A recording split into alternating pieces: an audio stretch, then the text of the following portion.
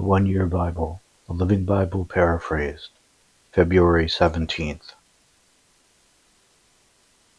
Then the Lord gave these further instructions to Moses. Tell the people of Israel that these are the laws concerning anyone who unintentionally breaks any of my commandments. If a priest sins unintentionally and so brings guilt upon the people, he must offer a young bull without defect as a sin offering to the Lord. He shall bring it to the door of the tabernacle, and shall lay his hand upon its head, and kill it there before Jehovah. Then the priest shall take the animal's blood into the tabernacle, and shall dip his finger in the blood, and sprinkle it 7 times before the Lord in front of the veil that bars the way to the Holy of Holies. Then the priest shall put some of the blood upon the horns of the incense altar before the Lord in the tabernacle. The remainder of the blood shall be poured out at the base of the altar for burnt offerings, at the entrance to the tabernacle. Then he shall take all the fat on the entrails, the 2 kidneys, and the loin fat on them, and the gallbladder, shall burn them on the altar of burnt offering, just as in the case of a bull or cow, sacrificed as a thank offering. But the remainder of the young bull, the skin, meat, heads, legs, internal organs, and intestines, shall be carried to a ceremonially clean place outside the camp, a place where the ashes are brought from the altar and burned there on a wood fire. If the entire nation of Israel sins without realizing it and does something that Jehovah has said not to do, all the people are guilty. When they realize it, they shall offer a young bull for a sin offering, bringing it to the tabernacle, where the leaders of the nation shall lay their hands upon the animal's head and kill it before the Lord. Then the priest shall bring its blood into the tabernacle, and shall dip his finger in the blood and sprinkle it 7 times before the Lord, in front of the veil. Then he shall put blood upon the horns of the altar there in the tabernacle before the Lord, and all the remainder of the blood shall be poured out at the base of the burnt offering altar, at the entrance to the tabernacle. All the fat shall be removed and burned upon the altar. He shall follow the same procedure as for a sin offering. This way the priest shall make atonement for the nation, and everyone will be forgiven. The priest shall then cart the young bull outside the camp and burn it there, just as though it were a sin offering for an individual. Only this time it is a sin offering for the entire nation. If one of the leaders sins without realizing it and is guilty of disobeying one of God's laws, as soon as it is called to his attention, he must bring his sacrifice, a male goat without any physical defect. He shall lay his hand upon its head and kill it at the place where the burnt offerings are killed, and present it to the Lord. This is his sin offering. Then the priest shall take some of the blood of the sin offering and place it with his finger upon the horns of the altar of burnt offerings, and the rest of the blood shall be poured out at the base of the altar. All the fat shall be burned upon the altar, just as if it were the fat of the sacrifice of a thank offering. Thus the priest shall make atonement for the leader concerning his sin, and he shall be forgiven.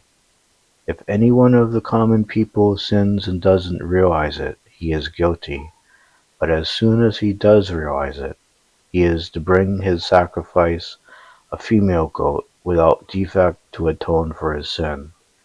He shall bring it to the place where the animals for burnt offerings are killed, and there lay his hand upon the head of the sin offering, and kill it. And the priest shall take some of the blood with his finger and smear it upon the horns of the altar, and smear it upon the horns of the burnt offering altar.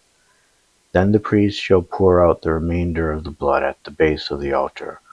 All the fat shall be taken off, just as in the procedure for the thank offering sacrifice, and the priest shall burn it upon the altar, and the Lord will appreciate it. Thus the priest shall make atonement for that man, and he shall be forgiven.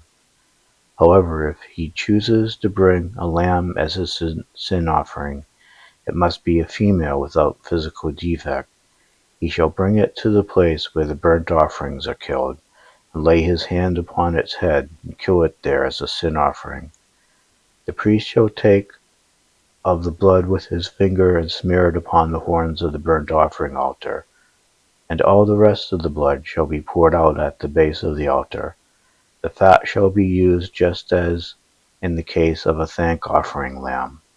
The priest shall burn the fat on the altar as in any other sacrifice made to Jehovah by fire. And the priest shall make atonement for the man, and his sin shall be forgiven. Anyone refusing to give testimony concerning what he knows about a crime is guilty.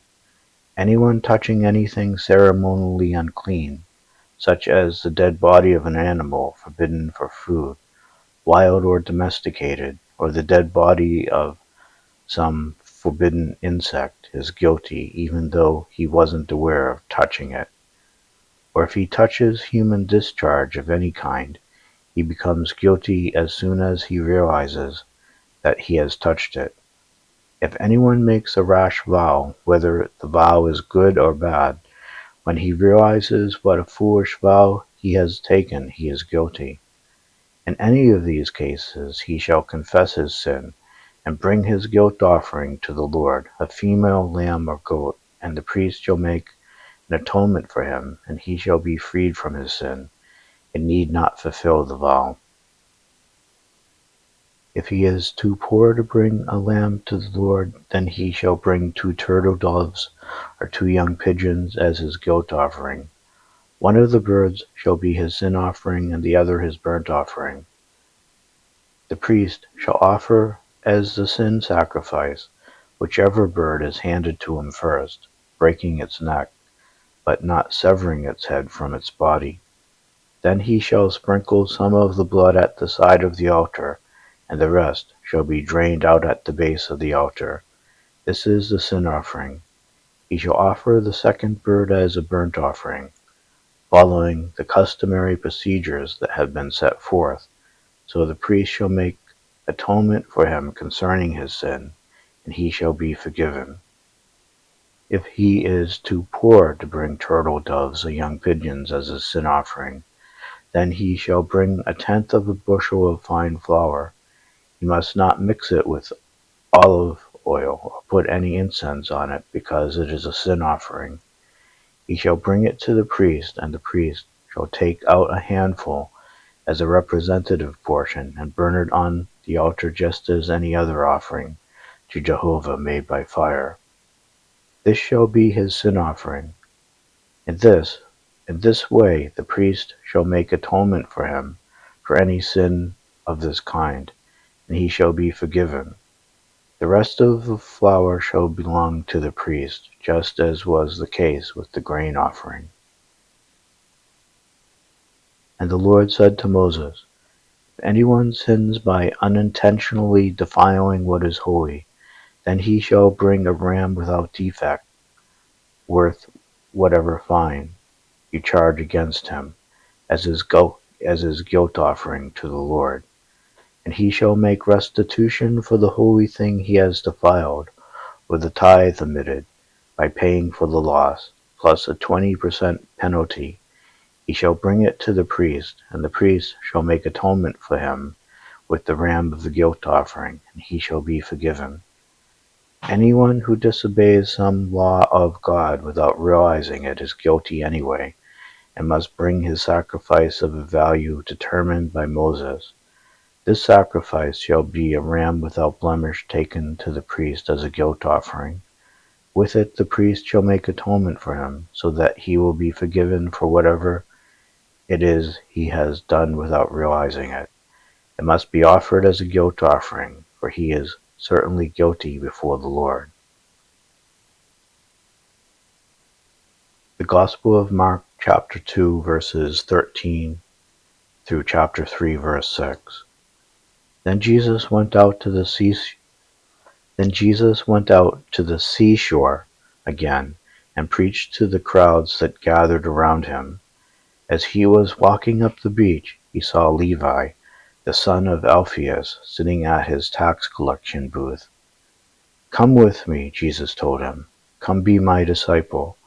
And Levi jumped to his feet and went along. That night, Levi invited his fellow tax collectors and many other notorious sinners to be his dinner guests so that they could meet Jesus and his disciples. There were many men of this type among the crowds that followed him. But when some of the Jewish religious leaders saw him eating with these men of ill repute, they said to his disciples, "How can he stand it to eat with such scum?" When Jesus heard what they were saying, he told them, "Sick people need not the doctor, not healthy ones. I haven't come to tell good people to repent, but the bad ones." John's disciples and the Jewish leaders sometimes fasted, that is, went without food as part of their religion. One day some people came to Jesus and asked why his disciples didn't do this too. Jesus replied, "Do friends of the bridegroom refuse to eat at the wedding feast? Should they be sad while he is with them? But some day he will be taken away from them, and then they will mourn. Besides, going without food is part of the old way of doing things. It is like patching an old garment with unshrunk cloth. What happens? The patch pulls away and leaves the hole worse than before. You know better than to put new wine into old wineskins. They would burst, the wine would be spilled out, and the wineskins ruined. New wine needs fresh wineskins." Another time on the Sabbath day, as Jesus and his disciples were walking through the fields, the disciples were breaking off heads of wheat and eating the grain. Some of the Jewish religious leaders said to Jesus, "They shouldn't be doing that. It's against our laws to work by harvesting grain on the Sabbath." But Jesus replied, "Didn't you ever hear about the time King David and his companions were hungry, and he went into the house of God? Abiathar was high priest then, and they ate the special bread only priests were allowed to eat. That was against the law too. But the Sabbath was made to benefit man, and not man to benefit the Sabbath.